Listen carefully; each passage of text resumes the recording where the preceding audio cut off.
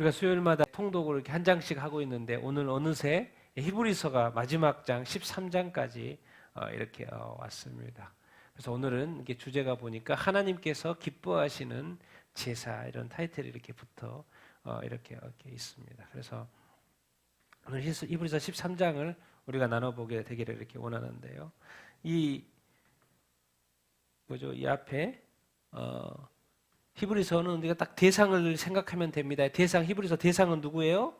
박해받는 유대인, 그리스도인이라는 이 관점에서 성경을 이렇게 읽어야지 저자의 의도를 우리가 금방 파악할 수 이렇게 있습니다. 그래서 지난번에 지금 11장, 12장, 13장 믿음장 그리고 이제 징계에 대한 12장 지난주에 이야기를 했고, 그래서 흔들리지 말라. 하나님은 사랑하시니까 징계를 하고 돌이키기 위해서 징계를 하신다는 거 하면서 이제 마지막 히브리 민족들에게 예수를 이렇게 참 믿기 힘든 이 히브리 민족들, 그래서 예수님을 믿었는데 다시 이 율법주의나 여러 가지 박해 때문에 다시 돌아가려고 하는 그 상황에서 하나님이 기뻐하시는 이 제사가 무엇인지 잘 이렇게 오늘 설명을 이렇게 하고 이렇게 있습니다. 정말 이렇게 2000년 전에도 예수 믿기 힘든 이 유대인들, 지금 2000년 동안 예수 믿기 힘든 이렇게 유대인들, 지금도 제가 다른 이스라엘 관련 이렇게 TV 그 영상을 하나 보니까 그 유대인들이 정말 이렇게 기독교 무덤에 가가지고 막 그 십자가 서 있잖아요. 기독교 무덤이니까 막 무너뜨리는 거 보고 막 와, 정말 유대인 그 청년들이 가가지고 그 기독교 그 십자가 실어가지고 막 무너뜨리는 그 지금도 그러고 있는 그 100년이 넘는 그 장소인데도 불구하고 야, 정말 유대인들 예수 믿기 힘들구나, 예수 믿기 힘들구나. 그런 생각을 또 다시 한번 이렇게 하게 됐는데, 그런데 그 예수 믿기는 힘든데 예수를 믿게 됐어요. 그런데 다시 또 유대교로 돌아가려고 하는 건 도대체 뭐냐, 이런 이야기인 거죠. 이제 한번 크게 이렇게 큰 흐름으로 이렇게 정리해 보면 이렇습니다. 이제 과거죠. 이제 과거 개정으로 이렇게 예수를 믿었어요.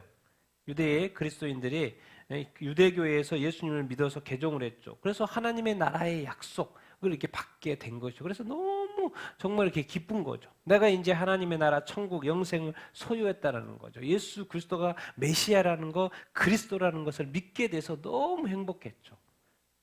그런데 조금 있으니까는 현재의 모습 뭐예요? 기독교인에 대한 탄압과 핍박. 특히나 이 시대는 뭡니까? 로마 네로 황제가 이제 기독교를 핍박하라는 명령이 떨어져서 곳곳에서 지금 기독교인들이 핍박받고 있는 이 현실 상황을 지금 이 저자들도 닥치고 이렇게 있는 거죠. 그래서 믿음은 좋은데, 이 구원의 감격은 좋은데 이 핍박과 이 탄압, 그래서 이 견디기 힘들고 포기하게 하려고 하고 다시 돌아가려고 하고 예수님에 대한 믿음을 버리려고 하는 이 상황 속에서 이 히브리 저자가 히브리인들에게 예수 그리스도, 이 메시아 되신 예수 그리스도가 얼마나 우월하신지, 그리고 예수 그리스도가 십자가의 대속 사역, 맨날 우리가 조상 때부터 드렸던 그 제사, 그 불완전한 제사 드리고 오늘 또 드렸는데 내일 또 죄를 지으면 또 다시 드려야 되는 그 불완전한 제사.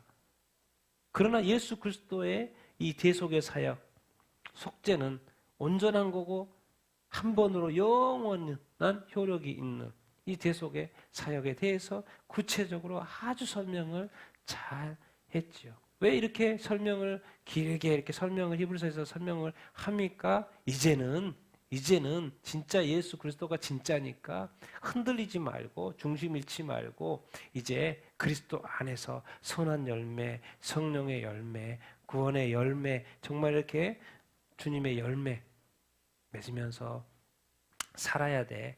그런 오늘 이제 13장이잖아요. 그러니까 이제 그런 결론입니다. 지금까지는 이제 설명을 쭉 한 거고, 오늘은 좀 더 실천적인 부분, 그리스도인으로서 좀 더 실천적인 부분들을 이렇게 말씀을 이렇게 하고 이렇게 있습니다. 그래서 오늘 13장을 우리가 한번 같이 보도록 이렇게 하겠습니다. 같이 1, 2절 읽겠습니다. 시작. 형제 사랑하기를 계속하고 손님 대접하기를 잊지 말라. 이로써 부지 중에 천사들을 대접한 이들이 있었느니라. 이제 마지막에 형제를 사랑하라고 이렇게 말씀을 이렇게 하고 있어요. 뭐 계속 하라는 말은 형제를 계속 사랑하고 있다라는 것이지요. 그런데 지금 이 유대 그리스도인들이 있는 이 교회가 지금 무슨 상황인 거예요? 왜 형제 사랑을 계속 하라 그럴까요? 약간 이제 심각한 상황이 발생을 이렇게 하고 있는 거죠. 뭐예요? 교리적 분열로 인해서 성도 간에 지금 이 반목이 생긴 거예요. 같이 믿었는데 지금 갑자기 막 예수에 대한 믿음을 포기하려는 사람이 생기는 거예요. 예수 공동체에서 지금 떠나려고 하는 사람이 생기는 거예요. 그래서 서로 막 이렇게 이제 관계가 또 이렇게 안 좋아지고 있는 거예요. 왜? 이 예수님이 맞냐 틀리냐 이거 교리적인 이 분열 때문에. 그래서 공동체가 조금 이 혼란 가운데 있는 것이죠. 그래서 또 예수 믿으니까 또 가족 간에 뭐예요? 외면당해요. 제가 그 BBC에서 그 네팔 자매가 예수 믿는다 그러니까 아버지가 그냥 난리 쳤다고. 그러고 막 그런 간증을 이렇게 하더라고요. 그런데 결국에는 그 아버지도 예수 믿게 됐을까, 안 믿게 됐을까요? 믿게 됐더라고요. 그래서 뭐라고 하냐면, 힌두교에 있을 때는 정말 이렇게 막 동물 제사를 엄청 지냈다는 거예요. 근데 너무 좋은 거는 뭐예요? 더 이상 제사를 안 지내야 된다는 거예요. 너무 좋아하시더라고. 그래서 딸 때문에 예수님. 그런데 지금 이 상황이 뭐예요? 예수 믿었는데 이 가족들로도 막 예수 믿는다고 핍박을 이렇게 하고 외면당하는 이 상황 속에서 이 흔들릴 수 있는 이 공동체, 이 형제들을 이 상황 속에서 형제를 사랑하기를 계속하라는 이야기를 이렇게 하고 있습니다. 그 말은 뭔 말입니까? 형제들이 지금 사랑이 필요한 때라는 거예요. 왜? 그렇지 않으면 이 형제들의 믿음이 흔들려서 이 공동체, 예수 공동체를 떠날 수 있기 때문에 그렇다는 거예요. 다시 유대교로 돌아가면 안 되기 때문에 형제를 사랑해서 꽉 붙들어줘라. 그 말 이야기 그런 거죠. 그러니까 계속 형제 사랑하기를 계속 하라. 그리고 두 번째 또 뭐예요? 손님 뭐하라? 대접하기를 뭐하지 말라? 잊지 마라. 손님을 대접하라. 성경에서 계속 말씀하고 있죠. 이로써 부지 중에 누구를 대접했다? 천사들을 대접했다. 아브라함도 그런 케이스가 있고 롯도 케이스가 있고 다른 케이스도 이렇게 있죠. 대표적으로 아브라함과 롯이 천사를 이렇게 대접하는 이야기가 창세기에 이렇게 나오죠. 그래서 손님 대접하기를 잊지 말라. 왜 그래요? 예수님이 마지막 심판 때 이런 말씀을 이렇게 하시죠. 같이 읽겠습니다. 시작. 그때 창세로부터 너희를 위하여 예비된 나라 내가 줄일 때 너희가 먹을 것을 주었고 목마를 때 마시게 하였고 나그네 되었을 때 영접하였고 헐벗었을 때 옷을 입었고 병들었을 때 돌보았고 옥에 갇혔을 때 와서 보았느니라. 너희가 여기 내 형제 중에 지극히 작은 자 하나에게 한 것이 곧 내게 한 것이니라. 아멘. 자, 마태복음 25장에서는 마지막 심판 때입니다. 그래서 양과 염소로 예수님이 임금이 구분하고 여기 뭐요? 이제 오른쪽에 있는 이 양들에게 선물하는 게 뭐예요? 창세로부터 너희를 위하여 예비된 나라가 천국이겠죠. 그때는 심판 때, 마지막 심판 때. 그러면서 이런 말씀을 하죠. 예수님이 하신 말씀입니다. 어떤 심판이냐면은 사람과의 관계 문제예요. 줄일 때, 목마를 때, 나그네 되었을 때, 헐벗었을 때, 병들었을 때, 옥에 갇혔을 때. 그러니까 일반 아무 문제 없는 사람이 아니죠. 가난하고 어렵고 핍박받고 고난 가운데 있고 병들어 있는 사람들. 그러니까 사랑이 필요하고 도움이 필요한 그 사람들에 대해서 너희들은 어떻게 했느냐. 자, 우리는 예수 그리스도 믿으면 천국 간다 그러죠. 근데 여기 보세요. 여기의 기준은 뭐냐면 예수 믿음 보지 않아요. 심판 때서 예수 믿음 받고 이야기하지 않아요. 천국과 지옥 가는 문제가 뭐예요? 이 사람들에 대해서 어떻게 대우했냐에 따라서 천국 가고 지옥 가게끔 돼 있어요. 이 사람들이 내 형제, 같이 예수 믿는 믿음의 공동체, 믿음의 사람들, 형제, 그 중에 지극히 작은 자들이었대요. 그러니까 보통 교회에서는 별로 이렇게 또 작은 자니까 별로 신경 안 썼던. 근데 그것이 판단 기준이 되고 있고, 근데 그 지극히 작은 형제 하나가 결국 나였다라는 거죠. 나의 모습, 내게 한 것이라는 것이죠. 마지막 심판 때. 그러니까 너는 천국, 그리고 너 그렇게 안 했지, 넌 사탄 따라서 너도 지옥. 우리는 지금 다 예수 믿으면 천국 간다고만 생각하고 있죠. 그런데 우리가 이 불쌍한 자, 가난한 자, 궁핍한 자, 또 뭐 병든 자에 대해서 우리가 과연 사람들에 대해서 어떻게 대우하고 있는지를 늘 우리 자신을 살펴봐야 돼요. 성경 여기에서 심판은 우리 선행에 대한 이슈를 지금 다루고 이렇게 있습니다. 예수님은 자기 자신을 이런 나그네들과 동일하게 지금 취급하고 이렇게 있습니다. 그래서 우리가 손님 대접하기를 잘 하라고 또 잊지 말라고 이야기를 이렇게 합니다. 이런 이야기로 이제 들어가 버리면 우리가 평소에 어떻게 살고 어떠한 사람들을 어떻게 바라보고 어떻게 대우하냐는 아주 중요합니다. 그 모든 것이 주님 어디 계시는데요? 주님 어디 계시는데요? 주님 여기 있다, 여기 있다, 여기 있다. 백날 말해도 사람들이 인식을 하지 못하죠. 성경을 보면 주님이 누구였는지를 가르쳐 주고 이렇게 있지요. 그래서 우리가 이 사람들에 대해서 바라볼 때 어떤 마음으로 바라볼 것인가? 사랑의 마음으로 대접하고자 하는 그런 마음으로 섬기는 마음으로 바라봐야 이렇게 합니다. 성경의 기준에 봐서 믿음 자체에서 떨어진 사람이 있고요. 성경의 중간에서 떨어진 사람이 있고요. 말씀에 오자 마지막 말씀에 걸리는 사람이 있어요. 과연 온전한 그리스도인들이 몇 명이나 될까요? 처음에는 좋았어요. 중간에서는 조금 이상해. 그리고 끝에 가니까 다 우수수 떨어져. 말씀은 이렇게도 보고 저렇게도 보고 저렇게도 다 자기 자신한테 비춰봐야죠. 지금 이 공동체, 지금 분열이 가고 있고 믿음을 버리려고 하는 사람들이 생기고 있는 공동체. 사랑이 없으면 어떻게 합니까? 그들이 믿음을 버리게 되는데 또 이런 어떤 교회 공동체라는 것은 이 가난한 자들, 병든 자들 있을 수밖에 없는데 그들을 외면하면 그들은 또 믿음을 버리게 될 것이고 교회를 떠나게 될 건데 그래서 주님이 자기 자신한테 비유한다는 것은 빼도 박도 못하게 지금 해놓은 것이죠. 이걸 가지고 주님은 심판하신다고 말씀을 하고 있어요. 주님이 직접. 3, 4절 읽겠습니다. 시작. 너희도 함께 갇힌 것 같이 갇힌 자를 생각하고 너희도 몸을 가졌은즉 학대받는 자를 생각하라. 모든 사람은 결혼을 귀히 여기고 침소를 더럽히지 않게 하라. 음행하는 자들과 간음하는 자들을 하나님이 심판하시리라. 아멘. 지금 실질적인 이야기들 계속 이렇게 하고 이렇게 있죠. 도대체 왜 갇혀 있죠? 왜 학대받죠? 네, 다른 게 아닙니다. 예. 예수 믿는 믿음을 지금 지켜서 그러는 거예요.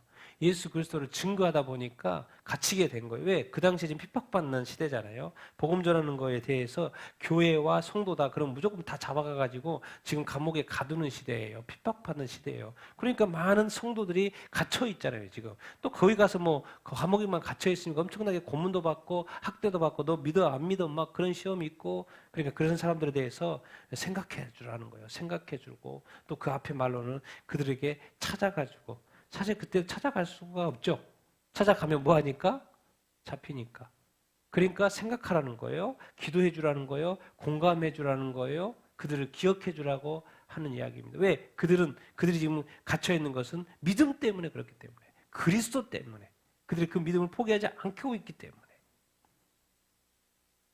우리 같은 가족이고 영적 가족이고 영적 동지 아닙니까? 그래서 그들에 대해서 외면하지 말라, 기억해라 하는 말씀이고 또 가장 또 실질적인 이 교훈이 이건 거죠. 모든 사람은 무엇을 귀히 여기라? 결혼을 귀히 여기라는 것입니다. 성경에서 처음부터 끝까지 주구장창 한 이야기가 이 결혼입니다. 결혼.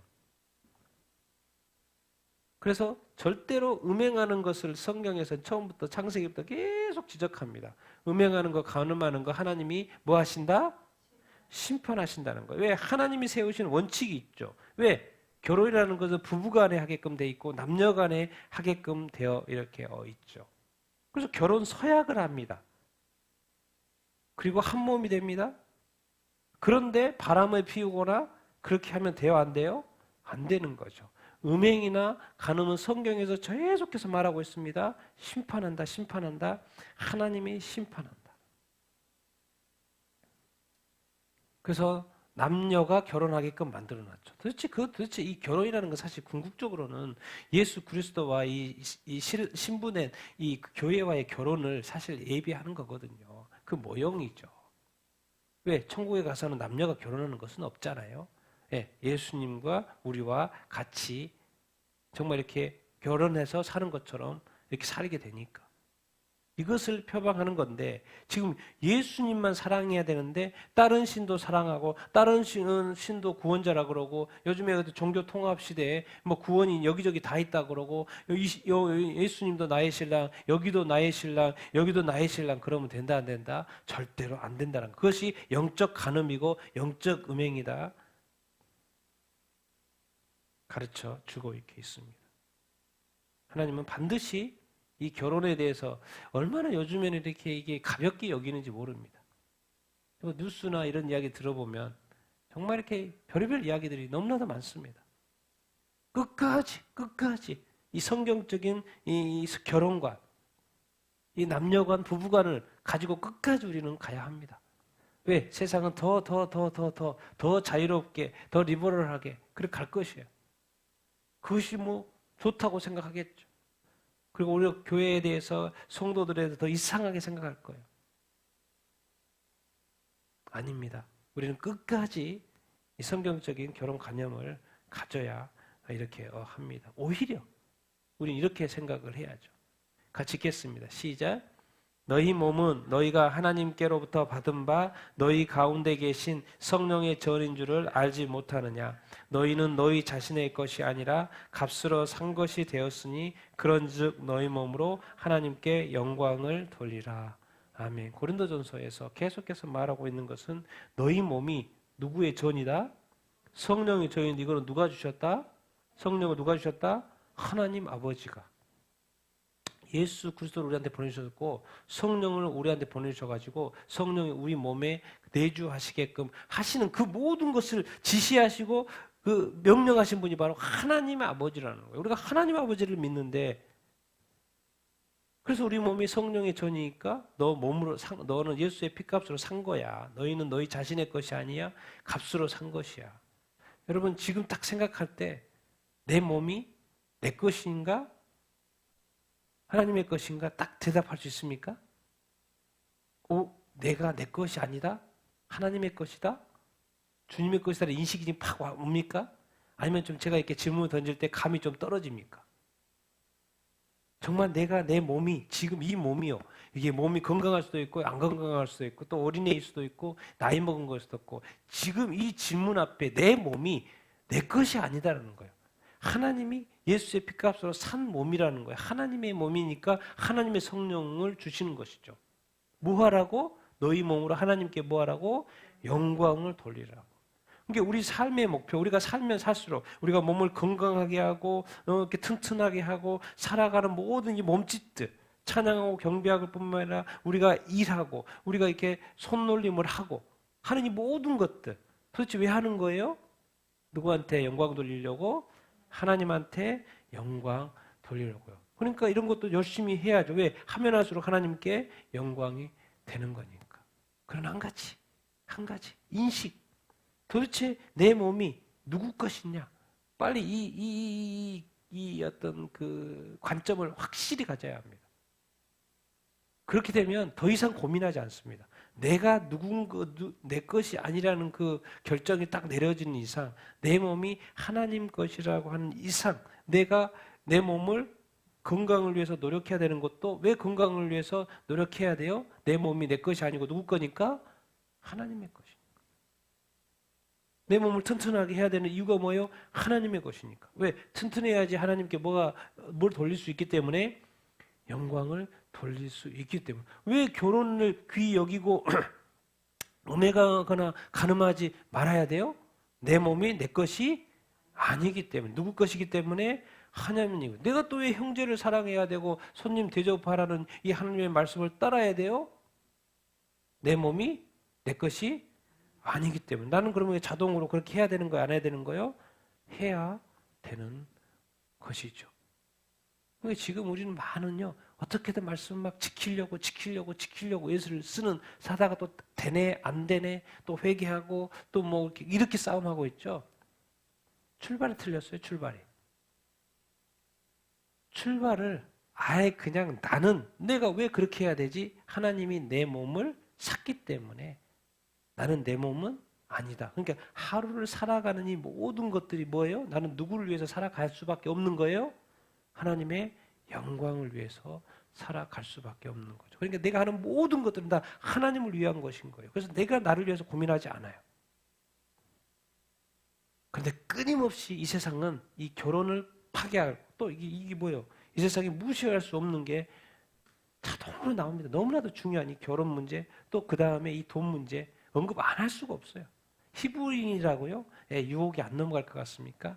넘어가죠. 같이 5, 6절 읽겠습니다. 시작. 돈을 사랑하지 말고 있는 바를 족한 줄로 알라. 그가 친히 말씀하시기를 내가 결코 너희를 버리지 아니하고 너희를 떠나지 아니하리라 하셨느니라.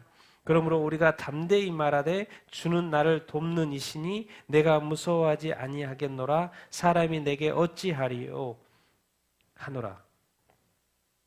여기서 이게 빠지지 않고 이야기할 수밖에 없는 것이 돈인 거죠. 돈을 뭐 하지 말고 사랑하지 말고. 사람을 사랑하고 하나님을 사랑하라고 그랬지 돈을 사랑하는 것은 물질이기 때문에 수단이잖아요. 그래 돈을 사랑하면 안 되는 건데 많은 사람들이 돈을 사랑한다라는 것이요. 왜? 그게 바로 이제 물질 만능주의인 것이죠. 그러니까 하나님도 예수님도 그랬던 거죠. 하나님과 뭐요? 이 재물을 겸하여 섬길 수 없다고. 왜? 이 돈이 뭐요? 마치 살아있어요. 이 세상의 신이에요. 이 세상의 신. 살아있어서 사람들을 야금야금 미혹한다는 거예요. 그래서 대부분이 넘어간다는 거예요. 그래서 우리의 마음은 결정을 해야 된다고요. 어떻게 결정해요? 있는 바를 뭐하러 여겨야 된다?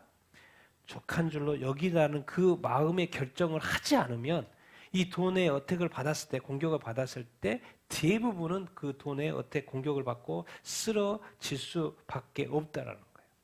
왜? 돈 때문에 돈을 사랑하니까. 결국 우리가 그리스도인들이 기억해야 될 것은 하나님이 결코 너희를 버린다, 안 버린다? 버리지 않는다. 떠난다, 떠나지 않는다? 떠나지 않는다라는 이 말씀의 약속이 있는 것이죠. 우리 하나님은 우리를 돕는 분이시라는 말씀이 우리에게 이렇게 있어요. 우리는 과연 말씀을 붙들고 사는가? 돈이 있어서 나는 살만하고 돈이 없어서 살만하지 않고 그러는 것인가? 이 싸움인 거예요. 도대체 왜 이 돈, 여러분 돈을 이렇게 만만히 보면 안 됩니다. 돈을 진짜 만만히 보면 안 돼요. 돈은 이 땅에서 신이라니까요. 신. 돈만 있으면 모든 것이 가능. 이 세상에 하지 못할 것이 없어요. 생명계 거래까지 됩니다. 돈만 주면 청부살인도 가능하고 돈만 있으면 이 세상에 권력도 질 수 있고 돈만 있으면요 모든 것을 정치, 경제, 사회, 문화 모든 영역에서 돈만 있으면요 모든 것을 할 수 있어요. 그게 뭐예요? 신과 같죠. 그래서 성경은 계속해서 이런 말들이 있는 거예요. 같이 읽겠습니다. 시작. 부하려 하는 자들은 시험과 올무와 여러 가지 어리석고 해로운 욕심에 떨어지나니 곧 사람으로 파멸과 멸망에 빠지게 하는 것이라. 돈을 사랑함이 일만하게 뿌리가 되나니 이것을 탐내는 자들은 미혹을 받아 믿음에서 떠나 많은 근심으로써 자기를 찔렀도다. 디모데전서 6장. 왜 돈은 유익한 건데 또 돈은 이렇게 이 땅에서 꼭 필요한 거고 이거 유통하고 이렇게 할 때 거래하는데 반드시 필요한 거잖아요. 그런데 그 필요한 대로만 쓰면 되는데 사람들이 이 마치 돈이 살아 움직여서요 사람을 야금야금 먹는다니까요.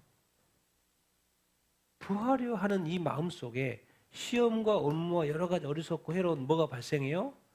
욕심이 생긴다는 거예요. 돈과 관련해서 일만 악이 작동을 해요. 악이 작동을 해요. 이 탐욕을 이렇게 이 돈에 대한 탐욕을 이기기가 쉽지 않다는 거예요. 그래서 미혹이라는 단어가 돈에 다 붙어 있어요. 시험, 돈 때문에 시험 들고 올무에 걸리고 걸려 넘어지고 이 욕심에 빠진다, 탐심에 빠진다. 결국에는 악행을 하게 된다는 거. 그 이유가 뭐냐면 그 원인이 돈을 뭐 하고 있기 때문에 사랑하고 있기 때문에. 그러면 마귀의 본 뜻은 뭐냐? 돈은 미끼인 거죠. 낚시꾼이 낚시를 이렇게 미끼를 딱 던지잖아요. 근데 그 돈이 뭐예요? 미끼요. 그러니까 낚시에 돈을 딱 떨어뜨리면 물고기가 물어요, 안 물어요? 확 물죠. 왜? 그것이 먹이니까. 그것이 좋아하니까. 내가 지금 먹이를 찾고 있는데 딱 눈앞에 먹이가 떨어지네. 그 물어요, 안 물어요? 물죠. 사람이 돈을 이렇게 문다고요. 그럼 뭐예요? 낚여요, 안 낚여요? 낚이죠. 그래 물의 세계를 떠나서 죽음의 세계로 가는 거죠. 물을 떠나면 죽습니다. 결국 뭔데? 돈이 도대체 뭔데? 어디서 떠난다고요? 믿음에서 떠나요. 자기를 찔렀다. 믿음에서 떠나면 죽음인 거죠. 결국 돈이라는 건 뭐냐? 시험거리라는 거예요. 그래서 결국 우리로 하여금 믿음을 떠나게끔 하는 악한 마귀의 역사라는 거예요. 과연 우리가 돈을 컨트롤할 수 있으면 너무 좋고. 그래서 성경은 아예 그냥 처음부터 이야기합니다. 뭐라고요? 있는 바를 뭐하라? 족한 줄로 알아. 그러니까 가르쳐 주는 게 뭐예요? 자족이에요. 자족. 돈 때문에 쓰러져가 지옥 가느니 있는 바대로 자족해서 예수 잘 믿고 천국 가는 게 낫다는 이야기를 지금 하는 거예요. 왜? 돈하고 싸워서 이길 사람이 없다라는 거예요. 왜 결혼이라는 건 뭡니까? 이 남녀의 문제. 이거 싸워서 이기기가 쉽지 않다는 거예요. 돈, 권력 싸워서 이기기가 쉽지 않다는 거예요. 다 미혹과 올무와 시험에 넘어가고 결국 악행을 저지르고 결국 그래서 감옥 가는 거죠. 근데 영적으로는 뭡니까? 결국에는 믿음에서 떠나게 하려고 하는 악한 마귀의 악한 미혹과 유혹이 있다라는 것입니다. 그래서 아예 그냥 처음부터 하나님이 이게 여기잖아요. 결국에는 뭐예요? 여기서 이 타이틀을 하나님의 신뢰라는 단어를 옆에 붙여놓은 건 뭐냐면 있으나 없으나 내가 결코 너희를 버리지 않는다는 하나님의 말씀을 끝까지 신뢰하느냐는 거예요. 나는 선교사님의 간증을 이렇게 들을 때마다 그런 이야기를 많이 듣습니다. 나는 하나님의 부르심을 받아서 하나님의 길을 가는데 한 번도 하나님이 나를 굶기지 않았다는 이야기를 하세요. 자기는 아무것도 하지 않은데도 불구하고 한 번도 30년이 넘게 하나님 나를 굶기지 않았다는 거예요. 뭔 말입니까? 하나님의 부르심에는 하나님이 또 돕고 책임진다는 그 의도가 있었다라는 거예요. 그렇기 때문에 하나님의 뜻에 순종해가는 그 길 위에 하나님이 결코 버리지 않고 떠나지 않고 채워주셨다라는 것입니다. 그 사람이 그래서 뭐 돈을 많이 쌓은 게 아니잖아요. 지금도 여전히 없지만 하나님은 한 번도 나를 실망시키지 않았다라는 그 고백을 하는 것이죠. 정말 우리가 조심해야 될 것은 이 자족하는 마음을 우리가 갖는 것, 돈에 대해서 자족하는 마음을 갖는 것. 그래서 이 돈과 이 믿음을 늘 생각해 봤을 때 믿음 쪽으로 항상 선택을 해야 된다라는 이 중요성. 왜? 이것이 지금 영혼의 문제이기 때문에 그렇습니다. 그래서 오늘 이 유대 믿는 그리스도인들에게도 마지막 남기는 이 말 속에 돈이 얼마나 큰 영향력이 있는 것인지를 다시 언급해 주고 있고 오히려 돈을 믿을 건지 하나님을 믿을 건지 돈이 부유하면 더 믿어지죠. 힘이 생기죠. 그러나 그것에 상관없이 하나님을 믿고 끝까지 믿음으로 갈 수 있냐라는 거죠. 근데 그것을 하나님은 자족해라 이렇게 설명을 이렇게 하고 있어요. 그러니까 결국 우리가 이 땅에 살아가면서 하나님을 믿고 사느냐 아니냐를 하나님은 보신다는 것이죠. 7, 8, 9절 읽겠습니다. 시작. 하나님의 말씀을 너희에게 일러주고 너희를 인도하던 자들을 생각하며 그들의 행실의 결말을 주의하여 보고 그들의 믿음을 본받으라. 예수 그리스도는 어제나 오늘이나 영원토록 동일하시느니라. 여러 가지 다른 교훈에 끌리지 말라. 마음은 은혜로서 굳게 함이 아름답고 음식으로서 할 것이 아니니 음식으로 말미암아 행한 자는 유익을 얻지 못하였느니라. 아멘.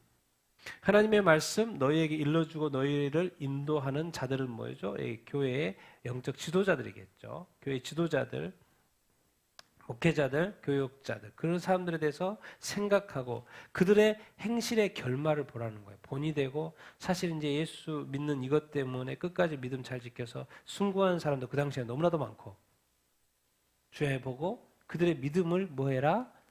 본받으라고 말씀을 이렇게 하고 이렇게 있습니다. 그런데 이제 이 모든 믿음의 어떤 영적 지도자들이 있지만은 그들은 뭐 순교를 하든지 나이가 들든지 죽어요, 안 죽어요? 죽죠. 정말 진짜로 영원히 변하지 않는 이 굳건한 믿음의 지도자가 있다. 그분이 누구다? 예수 그리스도라는 거예요. 그래서 갑자기 예수 그리스도가 여기서 있는 거예요. 어제나 오늘이나 영원토록 뭐 하시다? 동일하시다 그래요. 그런데 이제 많은 지도자들은 지금 순교를 하든지 뭐 하든지 이렇게 죽게 되고 사라지게 되잖아요. 그러나 예수 그리스도로 영원히 살아서 지금이나 어제나 영원토록 동일하게 살아셔서 역사하시는 영적 지도자다. 누가? 예수 그리스도가. 그러니까 지금 예수 그리스도가 이 지도자와도 비교하면서도 지도자를 본받으라고 하면서도 그들의 믿음을 본받으라고 하면서도 예수 그리스도를 빠진 자. 예수 그리스도가 진정한 지도자고 예수 그리스도가 진정한 선생이라는 거예요. 우리가 교회 다니면서도 목사님이 훌륭하면 목사님이 막 너무 높아 보이잖아요. 어느 순간 예수님보다도 높아질 때가 있어요. 그러지 말라는 거예요. 예수 그리스도가 진정한 목사가 예수 그리스도가 진정한 목회자고 예수 그리스도가 진정한 교회의 주인이라는 거죠. 예수 그리스도 그 본을 받아야죠. 그 믿음의 본을 받지만은 항상 예수 그리스도의 중심성을 놓치지 말아야 하는 거죠. 9절 여러 가지 다른 교훈에 끌리지 마라. 예, 그 당시에요. 별의별 게 다 있었어요. 그 당시에 별의별 게 다 있었어요. 뭐요? 영지주의, 세속주의, 이성주의, 뭐 쾌락, 물질, 율법, 별의별 것들이 그 사회 속에서 그 1세기에 그 교회의 문화에 끊임없이 침투해 들어오는 거죠. 영지주의. 세속화되어지고. 정말 맞나 안 맞나? 이성으로 생각하니까 기적은 이해가 안 되죠. 이 물질주의, 돈 아닙니까? 이 쾌락, 음행. 그리고 이게 무시할 수 없는 이것, 이 구약의 이 율법, 모세.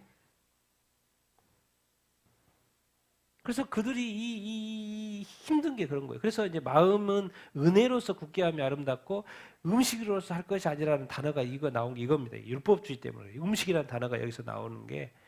예? 율법주의는 뭐예요? 율법주의자들이 지금 뭐라고 해요? 와가지고 예수 믿고 구원 받는데 예수 믿고도 뭘 해야 된다? 할례도 받아야 되고 또 뭐 또 해야 된다? 레위기의 음식 규정도 지켜야 된다고 자꾸 말하는 거예요. 그러니까 예수를 믿고 구원을 받는 플러스 또 할례도 행해야 되고 구약의 유대교의 율법에 따라서 레위기의 음식 규정도 지켜야 된다라고 자꾸 주장을 하는 거예요.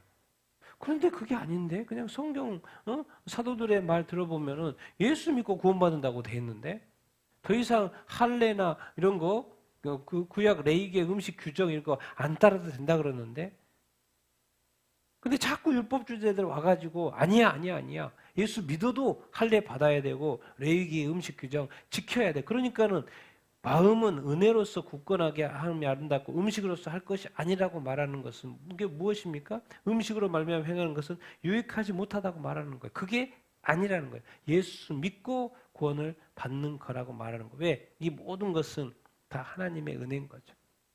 그래서 우리의 마음은 하나님의 은혜로서 가야지 어떤 우리의 행함이나 율법을 행함이나 할례를 행함이나 레위기의 음식 규정 구약의 그 율법들을 지킴으로 말미암아 우리가 의롭게 되는 게 아니라는 거죠. 예수를 믿음으로 말미암아 우리가 의롭게 되는 것이고 구원을 받는 것이지 음식으로서 다시 뭔가 좀 더 플러스 해가지고 이렇게 막 율법주의자가 와가지고 막 이래저래 설명하고 이게 이렇게 이단들이 그러지 않습니까?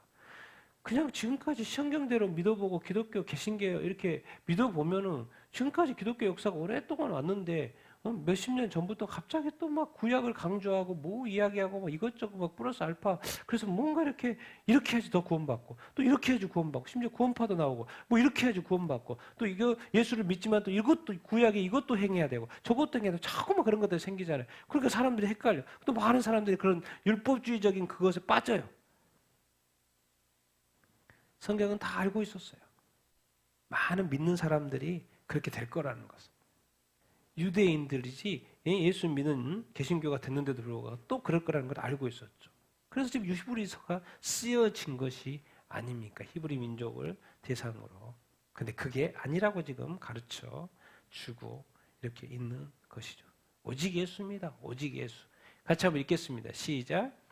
우리에게 제단이 있는데 장막에서 섬기는 자들을 그 제단에서 먹을 권한이 없나니 이는 죄를 위한 짐승의 피는 대제사장이 가지고 지성소에 들어가고 그 육체는 영문 밖에서 불사름이라.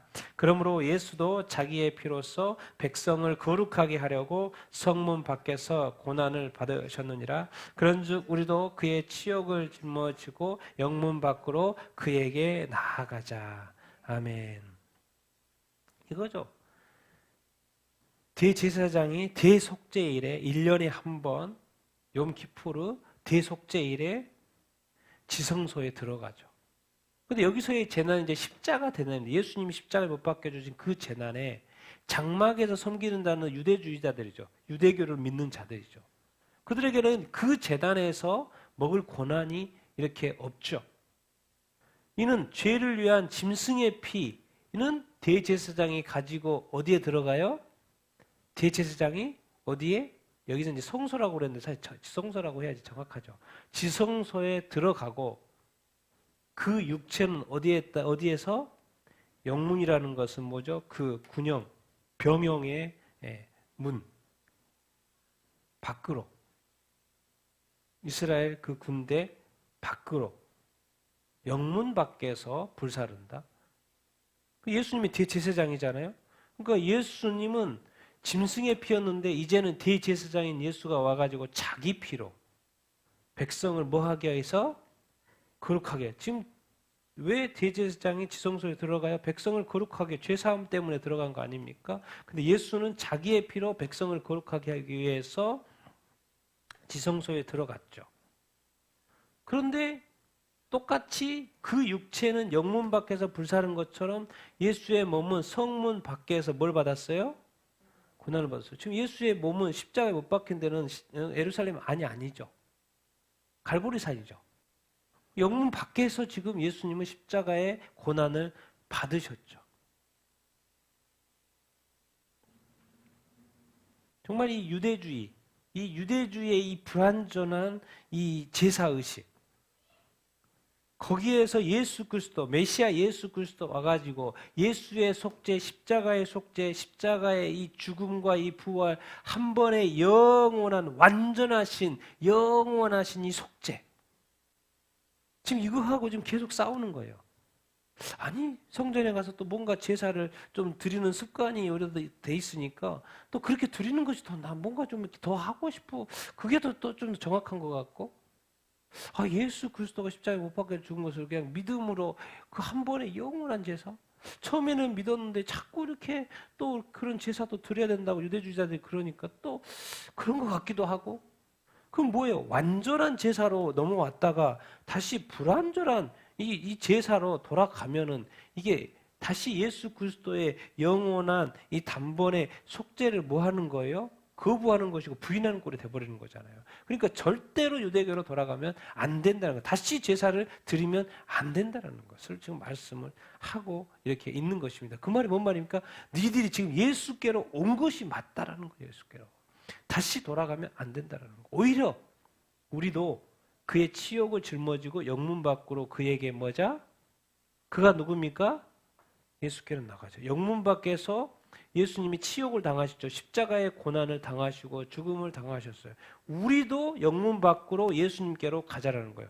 예수님이 영문 밖에서 십자가의 고난과 죽음을 당하셨는데 우리도 그 영문 밖으로 나가자는 거예요. 그 무슨 말이에요? 무슨 말입니까? 어디에 동참하자라는 거요? 그리스도의 고난에 동참하라. 좀 더 쉽게 말하면 영문 밖에서 예수님이 어디에 못 박히셨어요? 십자가에 못 박히셨어요. 예수님이 말씀하셨죠. 나를 따라오려거든 자기를 부인하고 누구 십자가를 지고? 자기 십자가를 지고 나를 따라라. 나를 그렇지 않으면 내게 합당하지 않다고 말씀을 이렇게 하셨죠. 그래서 제안이 그러는 거예요. 우리도 예수님께로 가야 된다. 예수님의 그 십자가의 고난에 우리도 동참할 수 있어야 한다. 그러나 우리는 다 그렇잖아요. 예루살렘 안에 그 좋은 곳에 성지에 머물러 있는 것이 낫지.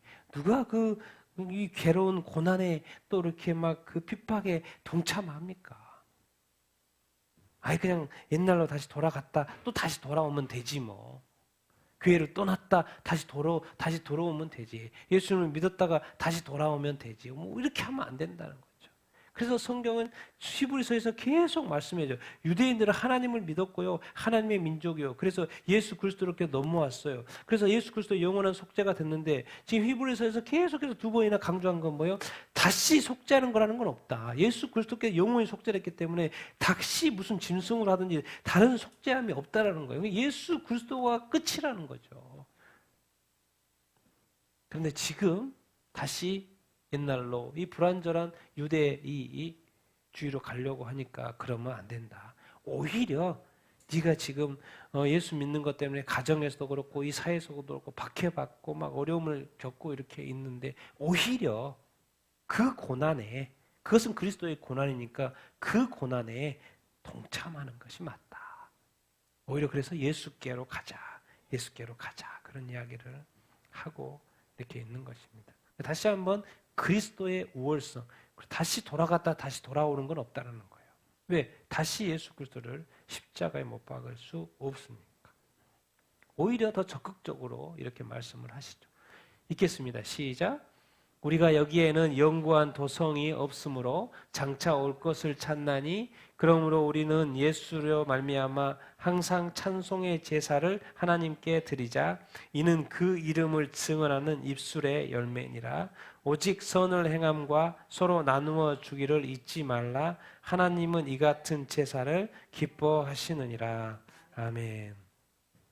여기서 이제 예수, 도대체 왜 예수인데요? 네, 영구한 도성. 영구한 도성. 이 땅에는 영구한 도성이 없죠. 장차 올 거예요. 왜요? 새 예루살렘이고 또 다른 말로 뭡니까? 하늘 본향이죠. 이 땅의 본향이야 하늘 본향. 지금 그 히브리서 11장에도 더 나은 본향, 하늘 본향에서 이야기를 했죠. 그 영구한 도성, 그리고 장차 올 거, 천국. 그러면 그 우리의 그 희망, 소망, 우리가 기다리고 있는 그 영구한 도성, 영원한 도성, 새 예루살렘, 성을 우리가 기다리고 있잖아요. 그리고 그것은 장차 올 것이고. 그러면 지금 우리가 어떻게 살아야 되냐? 예수로 말미암아 항상 무슨 제사 드려라? 찬송의 제사를 하나님께 드리자. 사실 유대식으로 말하면 거기서 무슨 제사를 드려야 돼요? 동물의 희생 제사를 드리자. 이렇게 가야 돼요. 그런데 이제 예수께로 왔으니까 지금 이제 모든 핍박과 어려움에도 예수 믿으니까 예수로 말미암아 예수님이 메시아니까 예수로 말미암아서 항상 이제 뭐 하자? 찬송하자는 거죠. 항상 뭐 하자? 예배하자는 거예요. 동물 바치려고 하지 말고 그것은 예수님이 끝냈으니까 동물의 희생 제사는 예수님이 다 끝냈으니까 이제는 입술을 열어 찬송하자라는 거죠. 경배하자라는 거죠. 예배하자라는 것이죠. 예수의 그의 이름을 증언하자라는 것이죠. 정말 예수님이 진짜 메시아인 걸 증언하자라는 것이죠. 예수가 주되심을 찬양하자라는 것이죠. 예수님이 우리의 구원자라는 것을 찬양하자라는 거죠. 예수가 하나님의 아들 되시는 것을 찬양하자라는 거예요. 그 입술의 열매를 우리가 좀 맺자라는 것이죠. 그것 가지고 맞네 안 맞네 그게 아니라 더 적극적으로 예배하고 찬양하고 경배하고. 그러니까 예수 믿으면 뭐 하자는 거예요? 자동으로 뭐가 더 나와야 돼요? 찬송하고 또 감사가 나와야죠. 예수 믿고 구원받았으니까 감사. 입술에 고백들이 막 신앙 고백들이 막 나와야죠. 그리고 예배 당연히 예배하게끔 돼 있죠. 그러나 또 덧붙였어요. 그것만 하지 말고 선을 행함. 그 당시에 많은 형제들이 도움이 필요해요. 그러니까 그런 도움이 필요한 형제들에게 선행을 베풀어야죠. 그리고 자기 것만 쥐고 있지 말고 서로 나누어 주라고 그러는 거죠. 왜? 도움이 필요한 자들에게 뭐라? 지원하고 후원하고 서로 나누어 주기까지 해야 된다. 그것이 하나님이 기뻐하시는 뭐다? 제사라는 거죠. 그러니까 우리는 하나님이 원하시는 것을 해야 돼요. 예수 믿으면 당연히 예배하고 찬양하고 감사하고 신앙 고백하고 예배도 드리지만은 삶의 영역 속에서 누군가에게 도움이 필요한 사람에게 선행하고 구제하는 일을 뭐 해야 된다? 계속해서 해야 된다. 그것도 복음이라는 거야. 그것도 복음의 활동이라는 거야. 예수의 복음만 전하는 것이 아니라 그 이웃들의 필요를 채워주는 것까지도 복음이라는 거야. 그것이 완전한 복음의 그 복음을 완성케 하는 그런 부분이라는 거죠. 하나님이 정말 기뻐하시는 이런 제사, 이런 것을 우리가 들어야 되지 않겠습니까?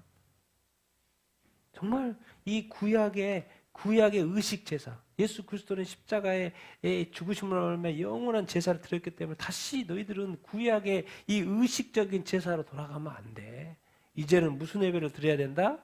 삶의 예배, 너의 몸을 하나님이 기뻐하시는 그 제물로, 살아있는 제물로 바칠 수 있어야 돼. 삶의 예배자. 삶 속에서 뭐 해요? 찬송하고, 의식도, 또 성전에 가야 되겠네. 또 제물 잡아야 되겠네. 또 이렇게 드려야 되고, 또 그런 게 아니라, 이제는 삶으로 가야 돼. 삶으로. 지금 입술을 열어 찬양해야 돼. 경배해야 돼. 예배해야 돼. 그리고 삶의 현장으로 가서 또 이 도움이 필요한 형제 자매들을 도와주고, 봉사하고, 섬기고. 그래서 정말 예수 믿는 것, 하나님의 살아계심, 예수를 증언하는 삶을, 이 삶의 제사를 드려야지. 또 의식적인 제사로 들어가면 안 돼. 예수님은 그 의식적인 제사를 다 끝냈잖아. 근데 다시 그걸 과거로 가면, 구약으로 가면 안 되지. 그 설명을 하고 있고, 이제는 찬송이고, 예배고, 나눔이고, 봉사라는 것을 가르쳐 주고 있습니다. 그러면서 또 말씀하시죠. 같이 읽겠습니다. 시작. 너희를 인도하는 자들에게 순종하고 복종하라. 그들은 너희 영혼을 위하여 경성하기를 자신들이 청산할 자가인 것 같이 하느니라. 그들로 하여금 즐거움으로 이것을 하게 하고 근심으로 하게 하지 말라. 그렇지 않으면 너희에게 유익이 없느니라. 아멘. 이건 이제 교회 목회자들이나 목자들에게 이야기를 하는 것이죠. 너희를 인도하는 이 자들에게 순종하고 복종이라고 하는 거예요. 왜? 그들에게는요, 너희 영혼을 위해서 경성하고 있다는 거예요. 깨어서 우리 성도들을 이제 공동체의 성도들을 위해서 기도하고 또 그들을 보살피려고 이렇게 하고 이렇게 있죠. 그러니까 목회자들은 뭐 하는 사람들입니까? 성도들의 영혼이 잘 될 때고 있고 안 될 때도 이렇게 있지만 끊임없이 사랑하고 섬겨주고 세워주고 정말 끝까지 믿음 버리지 않고 끝까지 갈 수 있도록 이렇게 하는 거죠. 근데 목회자가 그걸 안 하면 안 돼요. 왜요? 우리 목회자는 알거든요. 우리가 왜 교회를 하지? 왜 영혼들이 교회 내에 있는 영혼들을 어떻게 하냐? 그게 아니에요. 하나님 앞에서 뭐 할 거기 때문에 계산할 거예요. 만약에 그것을 제대로 안 하면 하나님이 반드시 뭐라고 하겠죠. 그러니까 목사는 이렇게 책임을 지고 싶지 않으면 목사는 안 되는 게 낫고 교회도 안 하면 안 하도 안 하면 안 하는 게 더 낫죠. 왜 안 하면 그럴 하나님한테 심판 받을 일이 없으니까. 그러나 이 목회자들, 이 사역자들은 반드시 영혼에 대한 책임이 있고 그래서 영혼들을 위해서 계속 그렇게 기도할 수밖에 없어요. 오늘도 아침에 와가지고 우리 성도들 한 사람 한 사람에서 기도를 할 수밖에 없어요. 안 하면 안 되잖아요. 왜? 저는 알기 때문에. 성도 이 교회에 대한 이것이 주님의 것이고 주님 앞에 내가 서서 너가 하는 일에 대해서 반드시 물어볼 것이기 때문에. 그러나 늘 기억합니다. 잘 될 때도 있고 못 될 때도 있지만 끝까지 그 믿음을 성도들이 지킬 수 있도록. 그래서 그런 어떤 이 하나님에 대한 두려움과 떨림이 이렇게 있는 것이죠. 그리고 성도들의 입장에서도 이런 어떤 목회자들이 즐거움으로 계속 이런 사역들을 할 수 있도록 해야지 근심으로 하게 안 되면 하나님께 하면 안 된다고 지금 성경에서 가르쳐 주고 있습니다. 왜? 그렇지 않으면 너희에게도 유익이 없다라고 성도들에게도 유익이 없다라고 말을 하고 이렇게 있습니다. 여러분 그 당시에 이 네로 황제의 박해로 말미암아서요. 이 교회의 지도자들은 1순위로 잡혀갑니다. 1순위로 잡혀가. 눈에 보이면 무조건 교회의 지도자들은 1순위로 잡혀가요. 네로가 교회에 핍박 명령을 내렸기 때문에 교회의 지도자면 무조건 잡혀가요. 1순위. 그러니까 바울도 잡혀갔죠. 베드로도 잡혀갔죠. 디모데도 잡혀갔죠. 그래서 오늘 디모데가 풀려난다는 이야기가 있어요. 왜? 교회 지도자는 무조건 이 사람들만 잡겠습니까? 가장 먼저 잡혀가는 사람들이 교회 지도자들인 거죠. 그럼 교회 지도자들이 잡혀가 버렸으면 교회가 이제 어떻게 끝나는 거예요? 아니요. 또 다른 지도자들이 있는 거죠. 왜? 세워진 지도자들이 있잖아요. 그러니까 너희를 인도하는 그 인도자들에게 늘 순종하고 복종할 수 있어야 한다라는 거예요. 왜? 지금 이제 바울은 투옥, 베드로도 투옥. 이제 순교하지 순교하고 베드로도 순교하고. 그러나 지금 디모데는 풀려난 걸로 지금 말씀에 이렇게 나와 있는 뜻이요. 그렇기 때문에 교회가 계속해서 가기 위해서는 교회의 지도자, 관계. 그러니까 성도 간의 교제도 중요하고 또 목회자와 또 성도 간의 교제도 이렇게 중요하고 이것이 끊임없이 잘 돼야 된다라는 것을 이야기를 하고 있어요. 결국 무엇이냐? 영혼 때문에. 영혼들이 깨어날 수 있도록 하기 위해서. 그리고 그 모든 것은 그 책임은 하나님이 나중에 다 물으실 거라는 것. 같이 읽겠습니다. 시작. 우리를 위하여 기도하라. 우리가 모든 일에 선하게 행하려 함으로 우리에게 선한 양심이 있는 줄을 확신하노라. 내가 더 속히 너희에게 돌아가기를 위하여 너희가 기도하기를 더욱 원하노라. 형제들아, 내가 너희를 권하노니 권면의 말을 용납하라. 내가 간단히 너희에게 썼느니라. 우리 형제 디모데가 놓인 것을 너희가 알라. 그가 속히 오면 내가 그와 함께 가서 너희를 보리라. 아멘. 좀 뒷구절 한 구절이 더 있는데 이걸 내가 미리 땡긴 거예요. 비슷해서.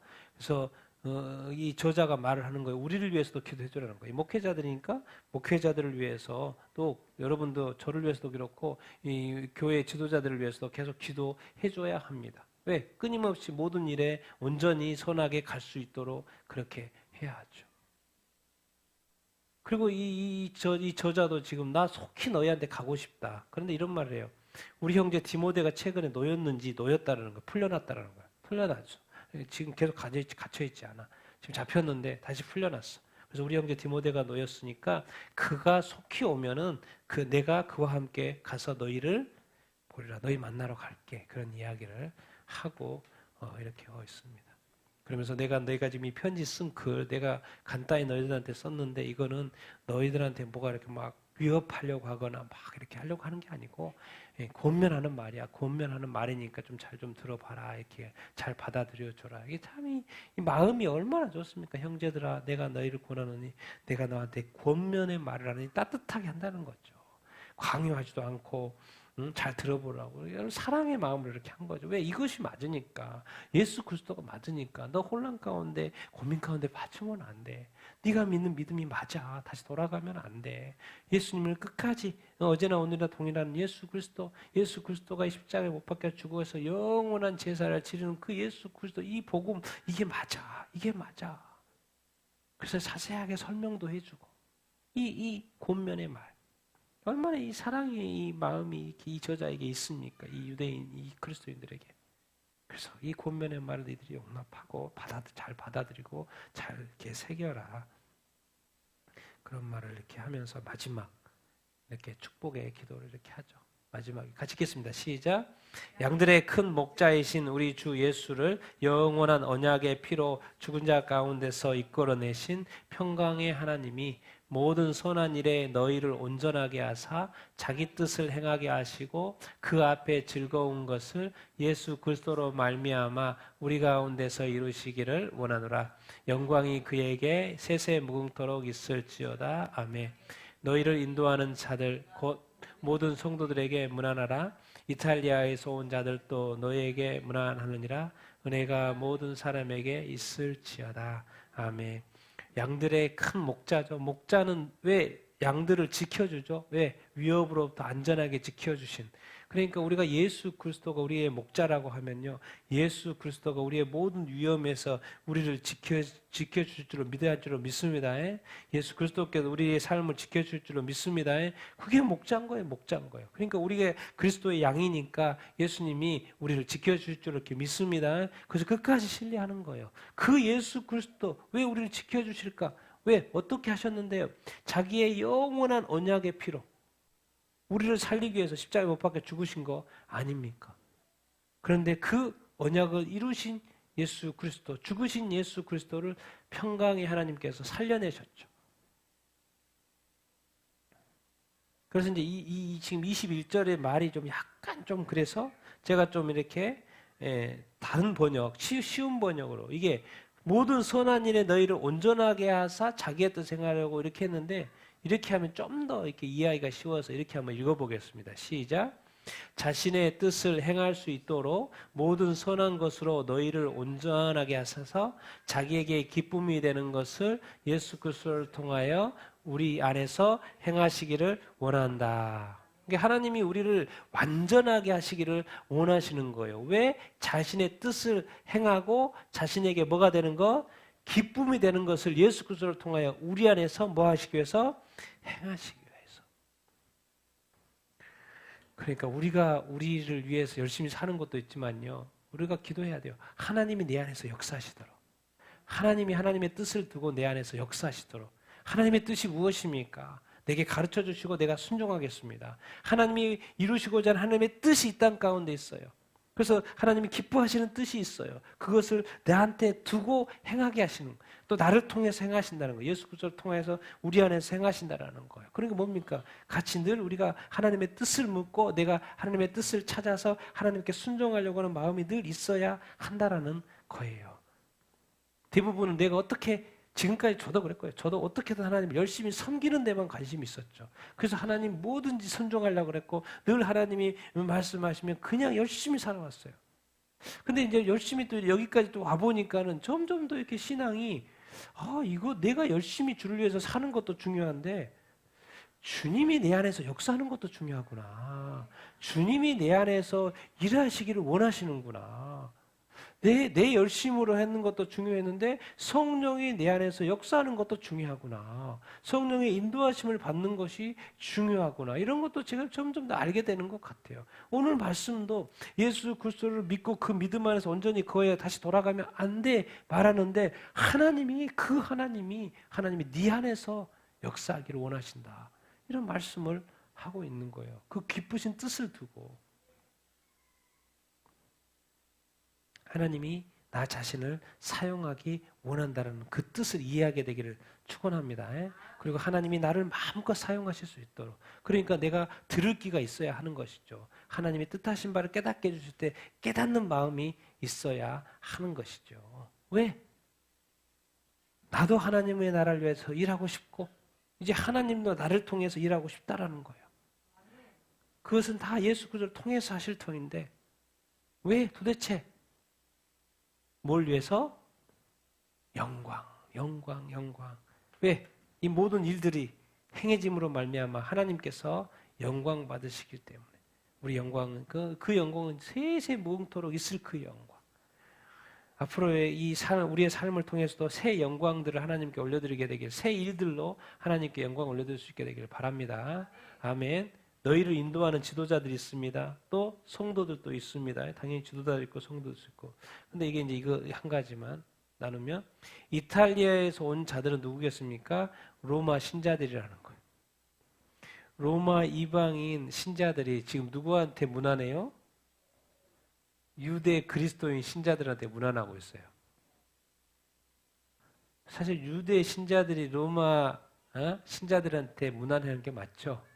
그런데 지금 로마 신자들이 유대 신자들한테 문안하고 있어요. 이방 신자들이 유대 신자들한테 문안하고 있다고 지금 말씀을 이렇게 하고 이렇게 있습니다. 그러고 보면 유대인도 한 민족일 뿐입니다. 하나님 보실 때. 그래서 우리가 같은 유대를 위해서도 이스라엘 위해서도 기도해야 되고 서로를 위해서도 이렇게 사랑하고 협력하고 도와줘야 되는 입장에 있고 서로 인사해야 될 입장에 있는 줄로 이렇게 믿습니다. 모든 것은 은혜입니다. 모든 것은 은혜. 그래서 은혜가 하나님의 은혜죠. 이것은 너희 모든 사람에게 있을지어다. 하나님의 은혜로 우리가 사는 것이 아니겠습니까? 우리의 힘과 능력으로 사는 것이 아니고 우리는 자족하며 사는 것이고 하나님의 뜻을 깨달아 순종하며 사는 것이고 그것조차도 사도 바울은 죽는 것조차도 유익하다고 말하는 것은 알고 봤더니 모든 것이 하나님께로 나와서 하나님을 통하여 내게 일하시니 모든 것이 뭐다? 은혜다라는 거예요. 먹고 사는 것도 은혜인 것이고 내가 사역하는 것도 은혜인 것이고 나의 부함도 내 형통함도 은혜의 다 하나님의 은혜. 그것을 고백하고 있습니다. 그래서 은혜가 너희 모든 사람에게 있을지어다라고 말을 하고 있습니다. 이 깊은 하나님의 깊은 은혜를 여러분들이 또 다 깨닫게 되기를 원하고 또 그 하나님의 은혜를 또 누릴 수 있는 여러분들이 다 되기를 예수님의 이름으로 축원드립니다. 아멘. 오늘 히브리서 13장까지 이렇게 마무리 이렇게 했습니다. 하나님이 기뻐하시는 것이 무엇인가? 그 제사가 무엇인가? 찬송의 제사라는 거예요. 선행을 행한다는 거예요. 서로 나눈다라는 것을 이야기를 이렇게 하고 이렇게 있습니다. 우리 같이 한번 오늘 말씀을 생각하면서 이렇게 기도 이렇게 하겠습니다. 히브리서를 통해서 여러분들은 무엇을 배우셨습니까? 또 히브리서를 통해서 하나님께서 무엇을 말씀하신다고 생각하십니까? 나도 혹시 히브리 민족들처럼 또 뭔가 갈등과 고민과 또 혼란 속에 빠져 있지는 않은지. 그러나 예수 그리스도가 맞습니다. 예수 그리스도만이 구원자이십니다. 예수 그리스도만이 나의 영원한 구원의 제사를 드리신 분이십니다. 그래서 예수 그리스도 어제나 오늘이나 동일하신 예수 그리스도 그 예수 그리스도를 믿고 그 예수 그리스도를 말미암아 오늘은 고민하는 게 아니고 찬송해야 되는 줄로 믿습니다. 경배해야 되는 줄로 믿습니다. 예배해야 되는 줄로 믿습니다. 기도해야 되는 줄로 이렇게 믿습니다. 더 나아가 우리 삶의 예배로 선행하고 봉사하고 사랑하며 살아가야 되는 그것이 하나님이 기뻐하시는 제사라고 이야기하고 있습니다. 하나님, 우리가 이 땅에서 살아갈 때 정말 찬송하게 하시고 선행하게 하시고 하나님이 기뻐하시는 제사를 드리며 사는 우리가 되게 하여 주시옵소서. 우리 같이 한번 기도하며 나아가겠습니다.